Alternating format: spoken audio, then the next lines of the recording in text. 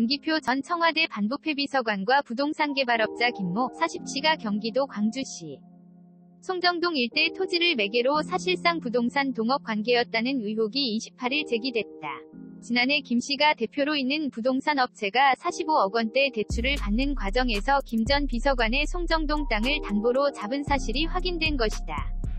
김씨와 부동산 개발 동업자들은 김 전 비서관 토지 주변부를 무더기로 매입하기도 했던 것으로 나타났다. 부동산 업계를 중심으로 거래 내역만 놓고 보면 청와대 반부패 비서관과 부동산업자가 사실상 투기 동업에 나선 것으로 보인다는 지적이 나왔다.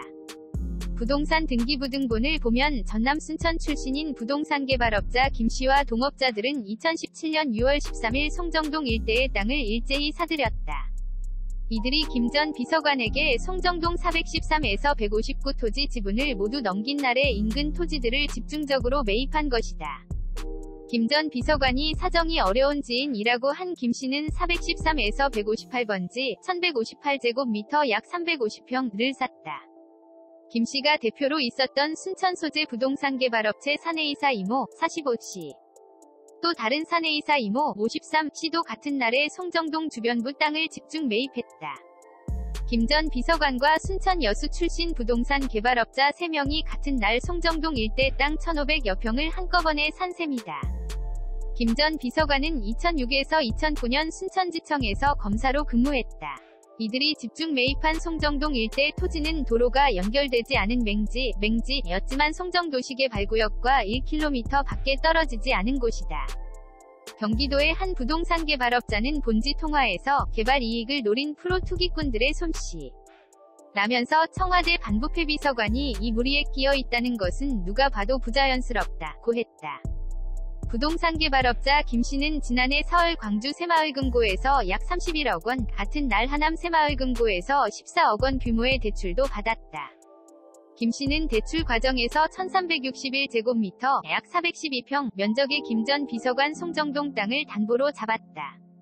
김 전 비서관이 시세 약 12억 원에 달하는 자기 땅을 담보로 제공하면서 김씨의 수십억대 빚을 그대로 떠안은 것이다. 금융권 관계자는 남의 땅으로 거액의 대출을 받으려면 땅 주인의 담보 제공 동의서는 필수라면서 만약 김씨가 대출을 갚지 못한다면 김 전 비서관 땅이 경매로 넘어가기 때문에 특수 관계가 아니면 이런 식으로 담보를 내주는 일은 드물다고 했다.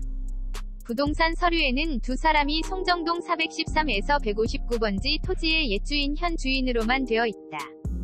김 전 비서관은 2017년 4에서 6월 김씨로부터 송정동 땅을 매입한 배경에 대해 사정이 어려운 지인 요청으로 부득이 샀다고 했었다.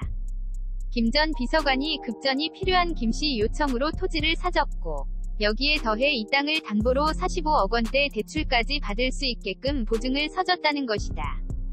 새마을금고 측은 광주 하남 지점 두 곳 모두 제출된 대출 관련 서류에는 문제가 없다고 했다. 김씨가 대출받는 과정에서 김 전 비서관 조력이 있었다고 해석될 수 있는 대목이다. 김 전 비서관과 부동산 개발업자 김씨, 이씨 등은 지난해 11월 광주시청에 오수관을 설치해달라는 민원도 함께 제기했다. 김 전 비서관 주거지는 경기 성남시 분당이다. 이 때문에 사실상 송정동 일대 토지 가치를 올릴 목적의 민원 아니냐는 의구심도 낳고 있다. 김 전 비서관의 부동산 투기 의혹은 지난 25일 공직자 재산 공개를 계기로 불거졌다. 이 과정에서 김 전 비서관은 김씨와 수상한 거래 흔적이 남아있는 송정동 413에서 159번지 땅은 보유토지로 신고하지 않았다. 대신 컨테이너 하나만 땅 위에 올려두고 공실상가로만 신고했다.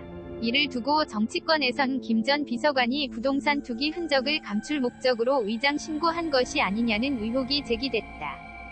경찰청 국가수사본부는 부동산 실명법 위반 혐의로 고발된 김 전 비서관 사건을 경기 남부청에 배당했다. 본지는 해명을 듣기 위해 김 전 비서관 측에 수차례 연락을 시도했지만 연결되지 않았다.